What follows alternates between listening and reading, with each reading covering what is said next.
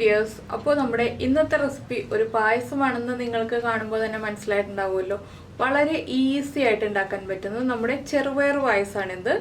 അപ്പോൾ ഈ ഒരു ചെറുപയർ പായസം നിങ്ങൾ ഇതുവരെ ഉണ്ടാക്കി നോക്കിയിട്ടില്ലെങ്കിലും ഉറപ്പായിട്ടും ഒന്ന് ട്രൈ ചെയ്ത് നോക്കിക്കോളൂ, നന്നായിട്ട് ഇഷ്ടപ്പെടും. അപ്പോൾ ഈ ചെറുപയർ പായസം എങ്ങനെയാണ് തയ്യാറാക്കുന്നതെന്ന് നമുക്കൊന്ന് നോക്കിയിട്ട് വരാം. നമുക്ക് നമ്മുടെ ചെറുപയർ പായസത്തിന് ആവശ്യമായിട്ടുള്ള ഇൻഗ്രീഡിയൻസ് നോക്കാം. നമ്മളിപ്പോൾ 1/2 കപ്പ് ചെറുപയർ എടുത്തിട്ടുണ്ട്, മെഷറിംഗ് കപ്പിൽ 1/2 കപ്പ്. അതുപോലെ നെയ്യ് വേണം, ശർക്കര വേണം, റൈസിൻസും കാഷ്നട്ട്സും വേണം. പിന്നെ നമുക്ക് വേണ്ടത് പാലാണ്. നമ്മൾ തേങ്ങാപ്പാലിലല്ല ചെയ്യുന്നത്, പശുവിൻ പാലിലാണ്. പിന്നെ തേങ്ങാക്കൊത്ത് ചേർക്കാൻ താല്പര്യമുണ്ടെങ്കിൽ തേങ്ങാക്കൊത്ത് ചേർക്കാം. ഞാനിപ്പോൾ തേങ്ങാക്കൊത്ത് ചേർക്കുന്നുണ്ട്, എടുത്തു വെച്ചിട്ടില്ല എന്നേ ഉള്ളൂ. അപ്പോൾ ഈ 1/2 കപ്പ് ചെറുപയറിലേക്കായിട്ട് 150 മുതൽ 200 ഗ്രാം വരെ ശർക്കര ചേർക്കാം കേട്ടോ. 150 ഗ്രാം ആകുമ്പോൾ അത്യാവശ്യം മധുരം ഉണ്ടാവും. പിന്നെ നല്ല മധുരം വേണമെന്നുണ്ടെങ്കിൽ 200 ഗ്രാം ശർക്കര ചേർക്കാം. മധുരം നിങ്ങളുടെ ടേസ്റ്റിനനുസരിച്ച് ചേർക്കാം. അപ്പോൾ ആദ്യം നമുക്ക് ഈ ചെറുപയറൊന്ന് കുക്ക് ചെയ്യാൻ വയ്ക്കാം. ചെറുപയർ കുക്ക് ചെയ്യുമ്പോൾ നന്നായിട്ട് ഉടഞ്ഞു വരുന്ന രീതിയിൽ കുക്ക് ചെയ്യണം. 4-5 വിസിൽ വരുന്നത് വരെ കുക്ക് ചെയ്യാം കേട്ടോ. നിങ്ങളുടെ കയ്യിലുള്ള പയറിൻ്റെ കുക്കിംഗ് ടൈം അനുസരിച്ച് ആ ഒരു സമയത്തിൽ വ്യത്യാസം വരും. ചില പയർ 2 വിസിൽ വരുമ്പോൾ കുക്കാവും, ചില പയർ 5-6 വിസിൽ വരുമ്പോഴേ കുക്കാവുള്ളൂ. അപ്പോൾ ഞാനിതൊന്ന് കുക്ക് ചെയ്യാൻ വയ്ക്കട്ടെ. കുക്ക് ചെയ്യാൻ വയ്ക്കുമ്പോൾ നമ്മളിപ്പോൾ നമ്മുടെ ചെറുപയർ കുക്കറിലേക്ക് മാറ്റിയിട്ടുണ്ട്. അതുപോലെ തന്നെ ധാരാളമായിട്ട് വെള്ളം ഒഴിച്ചിട്ടുണ്ട്. ഞാനൊരു 3 കപ്പ് വെള്ളം ഒഴിച്ചിട്ടുണ്ട് കേട്ടോ, 1/2 കപ്പ് ചെറുപയർ വേവിക്കാനായിട്ട്. ഇത് നമുക്ക് ഒരു 4 വിസിൽ വരുന്നത് വരെ കുക്ക് ചെയ്തെടുക്കാം. ഈ സമയത്ത് തന്നെ നമ്മുടെ ശർക്കരപ്പാനി റെഡിയാക്കി എടുക്കാം. നമുക്ക് ശർക്കരപ്പാനി റെഡിയാക്കാനായിട്ട് വേറൊരു പാനിലേക്ക് നമുക്ക് ശർക്കര എടുക്കാം. അപ്പോൾ നമ്മൾ ശർക്കര മെൽറ്റ് ചെയ്യാൻ വെച്ചിട്ടുണ്ട്. ഞാനൊരു 3/4 കപ്പ് വെള്ളം ചേർത്തിട്ടാണ് ശർക്കര മെൽറ്റ് ചെയ്തെടുക്കുന്നത്. എന്താണെന്ന് വെച്ചാൽ നമ്മുടെ പയറൊന്ന് വരട്ടിയെടുക്കാനുള്ളതാണ് ശർക്കരപ്പാനിയിലിട്ടിട്ട്. അതുകൊണ്ടാണ് ഞാൻ 3/4 കപ്പ് വെള്ളം ചേർത്തിട്ട് ശർക്കരപ്പാനി റെഡിയാക്കുന്നത്. അപ്പോൾ ശർക്കരപ്പാനി റെഡിയായി വരട്ടെ. ഇപ്പോൾ നമ്മുടെ ശർക്കരപ്പാനി ഇതാ റെഡി ആയിട്ടുണ്ട്. നമുക്കിത് മാറ്റി വയ്ക്കാം. നമ്മുടെ കുക്കറിൻ്റെ പ്രഷർ കംപ്ലീറ്റ് മാറിയിട്ടില്ല, അതുകൊണ്ട് കുക്കറിൻ്റെ പ്രഷർ കംപ്ലീറ്റ് മാറിയിട്ട് നമുക്ക് ചെറുപയർ തുറക്കാം. ഞാൻ ഇടയ്ക്ക് കുക്കറൊന്ന് മാറ്റിയായിരുന്നു കേട്ടോ. എന്താണെന്ന് വെച്ചിട്ടുണ്ടെങ്കിൽ എൻ്റെ കുക്കർ വിസിൽ വരുന്നില്ല, ആവി മുഴുവൻ പുറത്തേക്ക് പോകുമായിരുന്നു. അപ്പോൾ വലിയ കുക്കറിലേക്ക് മാറ്റി. ഇനിയിപ്പോൾ നമുക്ക് ശർക്കരപ്പാനി എടുത്ത് മാറ്റി വയ്ക്കാം. പയർ കുക്കായി വരട്ടെ. ഇപ്പോൾ നമ്മുടെ കുക്കറിൻ്റെ കംപ്ലീറ്റ് പ്രഷർ പോയിട്ടുണ്ട്. നമുക്കൊന്ന് തുറക്കാം. ഇതാ പയറൊക്കെ നന്നായി കുക്കായി ഉടഞ്ഞു വന്നിട്ടുണ്ട്. ഇനി നമുക്കിതിലേക്ക് നമ്മുടെ ശർക്കരപ്പാനി ചേർക്കണം. ഇത് കണ്ടോ, ഇളക്കുമ്പോൾ തന്നെ പയർ നന്നായിട്ട് ഉടഞ്ഞിട്ടുണ്ട്. ഇതുപോലെ വെന്തുടഞ്ഞ് കിട്ടണം കേട്ടോ പയർ. ഇല്ലെങ്കിൽ നമ്മളിതിലേക്ക് അരിപ്പൊടിയോ ഒക്കെ ചേർക്കേണ്ടി വരും. എന്താണെന്ന് വെച്ചിട്ടുണ്ടെങ്കിൽ അരിപ്പൊടി ചേർത്താലേ കുറുകി കിട്ടുള്ളൂ. ഇതുപോലെ നന്നായിട്ട് വെന്തുടഞ്ഞ് കിട്ടുകയാണെങ്കിൽ നമ്മൾ അരിപ്പൊടിയൊന്നും ചേർക്കാതെ തന്നെ നമ്മുടെ പായസം കുറുകി കിട്ടും. ഇനി നമുക്ക് ഫ്ലെയിം ഓൺ ചെയ്യാം. ഇതിലേക്ക് നമ്മൾ റെഡിയാക്കി വെച്ചിരിക്കുന്ന ശർക്കരപ്പാനി ചേർക്കാം. നിങ്ങളുടെ മധുരത്തിനനുസരിച്ച് ചേർക്കാം. നമുക്ക് ഇടയ്ക്ക് നോക്കിയിട്ട് മധുരം കുറവാണെങ്കിൽ വീണ്ടും ആഡ് ചെയ്ത് കൊടുക്കാം കേട്ടോ. ഞാനിപ്പോൾ കുറച്ചേ ചേർക്കുന്നുള്ളൂ. അതിനുശേഷം ആവശ്യമാണെങ്കിൽ വീണ്ടും ചേർത്ത് കൊടുക്കും. എന്താണെന്ന് വെച്ചാൽ ഞാൻ മീഡിയം മധുരത്തിലാണ് ചെയ്യുന്നത്. ഇനി ഈ ശർക്കരപ്പാനിയിൽ കിടന്ന് ഈ പയറൊന്ന് കുക്കായി നന്നായിട്ട് കുറുകി വരണം. കുക്കായി എന്ന് വെച്ചാൽ ഇനി അടച്ചു വെച്ച് കുക്ക് ചെയ്യേണ്ട ആവശ്യമില്ല. നമ്മൾ പയറൊന്ന് വരട്ടിയെടുക്കില്ലേ, അതുപോലെ ഒന്ന് വരട്ടിയെടുത്താൽ മതി. അപ്പോൾ പയർ കുക്ക് ചെയ്ത് ഞാനിത് വരട്ടിയെടുക്കട്ടെ. പയർ കുക്ക് ചെയ്തെന്ന് വെച്ചാൽ കുക്കാവാനൊന്നുമില്ല, നന്നായിട്ടൊന്ന് വരട്ടിയെടുക്കട്ടെ. അപ്പോൾ നമ്മുടെ പായസം നല്ല കറക്റ്റ് കൺസിസ്റ്റൻസിയിൽ നമുക്ക് കിട്ടും. ഇതുപോലെ പയർ കുക്കായിട്ടുണ്ടെങ്കിൽ ഇത് ഇളക്കിക്കൊണ്ടിരിക്കട്ടെ. ഇനി ഇത് ഇളക്കിക്കൊണ്ടിരിക്കണം. കുക്കറിലായതുകൊണ്ട് ഉരുളിയൊക്കെ ആണെങ്കിൽ നമുക്ക് കുറച്ച് സമയത്തേക്ക് ഇടയ്ക്കിടയ്ക്ക് ഇളക്കിയാൽ മതി. ഞാനിപ്പോൾ ഇനി കുക്കറിൽ തന്നെ മുഴുവൻ ചെയ്യാമല്ലോ എന്ന് വിചാരിച്ചിട്ടാണ്. അപ്പോൾ ഇതൊന്ന് വരണ്ട് വന്നിട്ട് നമുക്ക് ബാക്കിയുള്ള കാര്യങ്ങൾ പറയാം. അപ്പോൾ നമ്മുടെ ശർക്കരയും പയറും ചേർന്ന് നന്നായിട്ട് വരണ്ട് വരുന്നുണ്ട്. നമുക്കിതിലേക്ക് കുറച്ച് നെയ്യ് ചേർത്ത് കൊടുക്കാം. ആദ്യമേ തന്നെ എന്താണെന്ന് വെച്ചാൽ ഈ നെയ്യ് ചേർത്ത് വരട്ടിയെടുക്കുമ്പോഴാണ് പായസത്തിൻ്റെ ടേസ്റ്റ് കൂടുതലുണ്ടാവുക.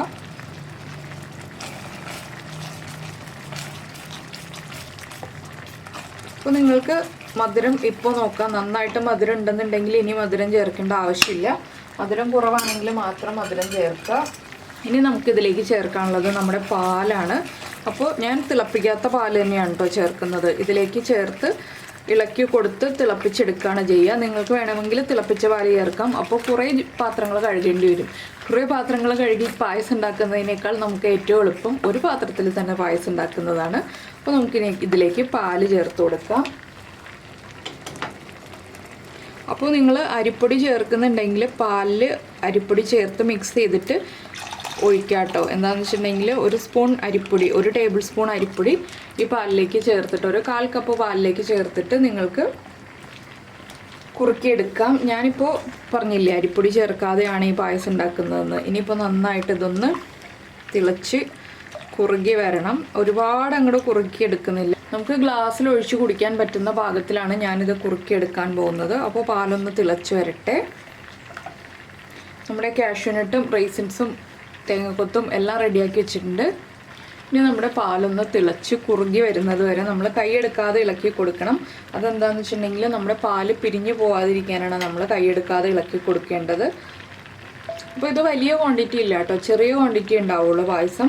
ഒരു 4 പേർക്ക് കഴിക്കാനുള്ള പാകത്തിലുള്ളതാണ് ഞാൻ പായസം ഉണ്ടാക്കുന്നത്. ഇത് കുറുകും. അപ്പോൾ 4 പേർക്കുള്ള ക്വാണ്ടിറ്റിയാണ് നമ്മൾ ഈ പായസം ഉണ്ടാക്കുന്നത്.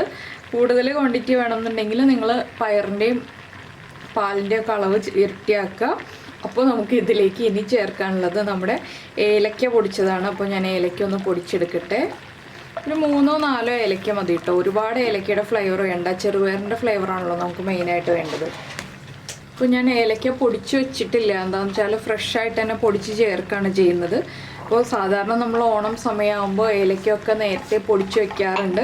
ഈ പ്രാവശ്യം ഏലക്ക പൊടിച്ച് വെക്കാനുള്ള സമയം കിട്ടിയില്ല. അതുകൊണ്ട് ഏലക്ക ഫ്രഷായിട്ട് പൊടിച്ച് ചേർക്കുകയാണ്. ഏലക്ക ഫ്രഷായിട്ട് പൊടിച്ച് ചേർക്കുമ്പോൾ പായസത്തിനൊരു പ്രത്യേക ടേസ്റ്റും വരും. ഏലക്ക ചതയ്ക്കുന്ന സൗണ്ടാണ് കേട്ടോ കേൾക്കുന്നത്. അതൊക്കെ രാജീവേട്ടനുള്ള ജോലികളാണ്, ഏലക്ക ചതയ്ക്കുക എന്നുള്ളത്. നമുക്കിവിടെ കല്ലില്ല, കല്ല് താഴെയാണുള്ളത്, അരകല്ല്. അപ്പോൾ അരകല്ലിൽ വെച്ച് പൊടിക്കുകയാണെങ്കിൽ വളരെ എളുപ്പത്തിൽ പൊടിച്ചെടുക്കാം. ഇതാകുമ്പോൾ ചെറിയ കല്ലിൽ കയ്യിൽ പിടിച്ചിട്ട് ചതച്ചെടുക്കുകയാണ് ചെയ്യുക. അപ്പോൾ ഏലക്ക ചതച്ച് തുടങ്ങുമ്പോൾ തന്നെ നല്ലൊരു മണം വരും. നമുക്ക് ഓണം അടുത്തെത്തിയതുപോലൊരു ഫീൽ വരും. ഓണം അടുത്തെത്തിക്കഴിഞ്ഞു എങ്കിലും ആ ഓണം ഇങ്ങനെ നമ്മുടെ വീടിൻ്റെ മുറ്റത്തേക്ക് കയറി വരുന്ന പോലൊരു ഫീൽ വരും ഏലക്കയുടെ സ്മെല്ലൊക്കെ വരുമ്പോൾ. എല്ലാവർക്കും വരുമോ എന്ന് എനിക്കറിയില്ല, എനിക്ക് അങ്ങനെ ഒരു ഫീൽ വരാറുണ്ട്.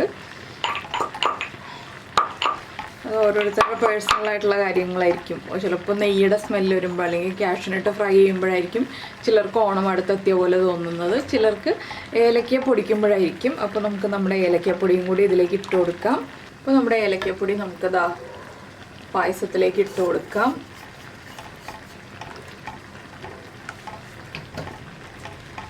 ഇനി വീണ്ടും ഇളക്കി കൊടുത്തുകൊണ്ടിരിക്കുക. പാല് കുറുകുന്നുണ്ട്.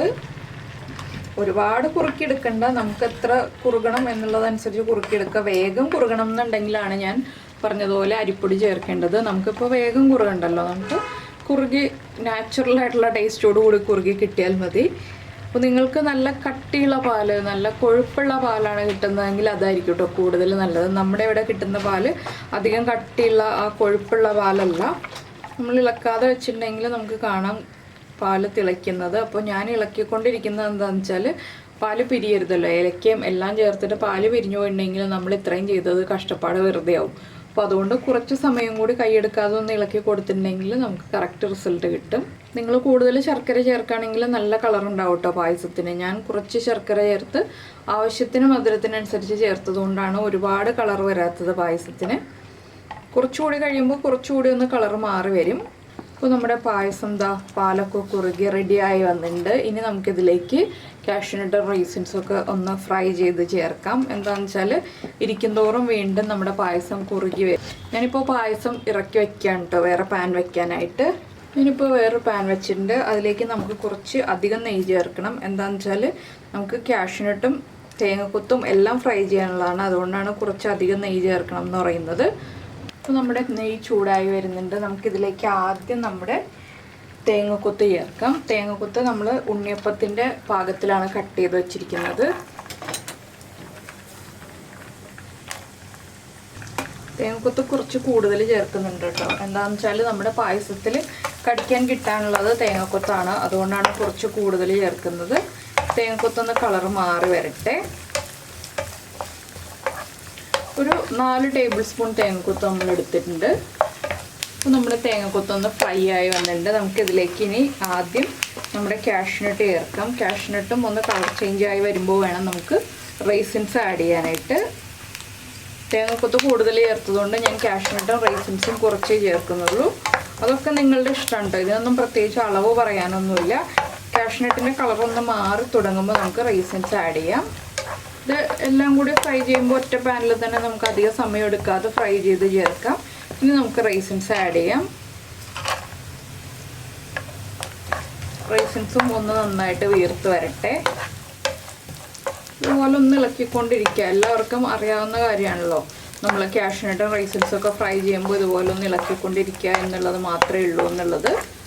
പിന്നെ നമ്മുടെ പായസത്തിന് മധുരമൊക്കെ ഒന്ന് ചെക്ക് ചെയ്തു. മധുരമൊക്കെ കറക്റ്റാണ്, ആവശ്യത്തിന് മധുരമുള്ളൂ. നല്ല ടേസ്റ്റും ആയിട്ടുണ്ട് പായസത്തിന്. ഇനി ഈ കാഷ്യൂനട്ടും റൈസിൻസും ഒക്കെ ചേർക്കുമ്പോൾ കൂടുതൽ ടേസ്റ്റ് ആയിക്കോളും.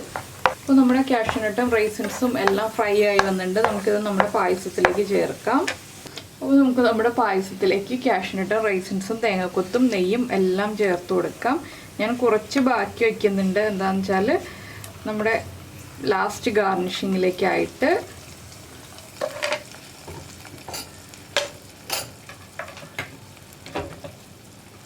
ഇതെല്ലാം ചേർത്ത് നമുക്ക് നന്നായിട്ടൊന്ന് ഇളക്കി മിക്സ് ചെയ്യാം. അപ്പോൾ നമ്മുടെ പായസത്തിൻ്റെ കളറുണ്ടോ, നല്ല ഭംഗിയുള്ള കളറായി, ആവശ്യത്തിന് തിക്നെസ് ആയി കഴിഞ്ഞു പായസത്തിന്. ഇനി നമുക്ക് സെർവ് ചെയ്യാം. വേറെ പരിപാടികളൊന്നുമില്ല അതിൽ ഇനി ചെയ്യാനായിട്ട്. അപ്പോൾ നമ്മുടെ ചെറുപയർ പായസം ദാ റെഡി ആയി കഴിഞ്ഞു. ലാസ്റ്റ് ഗാർണിഷിങ് മാത്രമേ ഉള്ളൂ. അപ്പോൾ നമുക്കിത് ഒരു ബൗളിലേക്ക് മാറ്റിയിട്ട് ഗാർണിഷ് ചെയ്യാം. അപ്പോൾ നമ്മുടെ ചെറുപയർ പായസം ദാ റെഡിയായി. ചെറുപയറിൻ്റെ മുകളിൽ തന്നെ ചെറുപയർ പായസം ഇരിക്കുന്നുണ്ട്. അപ്പോൾ നിങ്ങളെല്ലാവരും ഈ ഓണത്തിന് ചെറുപയർ പായസം ഉറപ്പായിട്ട് ഉണ്ടാക്കി നോക്കണം കേട്ടോ. എന്താണെന്ന് വെച്ചാൽ അധികം ഇൻഗ്രീഡിയൻസ് വേണ്ട, അധിക സമയം വേണ്ട, പെട്ടെന്ന് തന്നെ ഉണ്ടാക്കാം. അപ്പോൾ ഉണ്ടാക്കി കഴിച്ചു കഴിഞ്ഞിട്ട് കമൻറ്റ് ചെയ്യാനും മറക്കരുത്. അതുപോലെ തന്നെ ഒരു ലൈക്കും കൂടി തരാനും മറക്കരുത്. പിന്നെ നമ്മുടെ വീഡിയോ ആദ്യമായിട്ട് കാണുകയാണെങ്കിൽ ഞാൻ എപ്പോഴും പറയുന്നത് പോലെ നമ്മുടെ ചാനലൊന്ന് സബ്സ്ക്രൈബ് ചെയ്യുക. പിന്നെ ചെറുപയർ പായസത്തെക്കുറിച്ചുള്ള അഭിപ്രായങ്ങൾ പറയുന്നതിനോടൊപ്പം തന്നെ നമ്മുടെ മറ്റുള്ള ഓണം റെസിപ്പീസിനെ കുറിച്ചുള്ള അഭിപ്രായങ്ങളും കൂടി പറയുക. പിന്നെ നിങ്ങൾക്ക് ഓണം റെസിപ്പീസ് കാണണം എന്നുണ്ടെങ്കിൽ നമ്മുടെ വീഡിയോയുടെ സ്ക്രീനിൽ ഉറപ്പായിട്ടും ഞാൻ ഓണം റെസിപ്പീസ് ഇടുന്നുണ്ട്. ആ പ്ലേലിസ്റ്റിലൊന്ന് ക്ലിക്ക് ചെയ്തിട്ടുണ്ടെങ്കിൽ ഞാൻ ഇതുവരെ ചെയ്തിട്ടുള്ള എല്ലാ ഓണം റെസിപ്പീസും നിങ്ങൾക്ക് കാണാൻ പറ്റും. അപ്പോൾ എല്ലാ ഓണം റെസിപ്പീസും ഉണ്ടാക്കണം എന്ന് പറയില്ല, പറ്റുന്നത്രയും ഓണം റെസിപ്പീസ് ഉണ്ടാക്കിയിട്ട് ഓണം ആഘോഷിക്കുക. അപ്പോൾ നമുക്ക് നമ്മുടെ അടുത്ത റെസിപ്പിയുമായിട്ട് അടുത്ത ദിവസം വീണ്ടും കാണാം.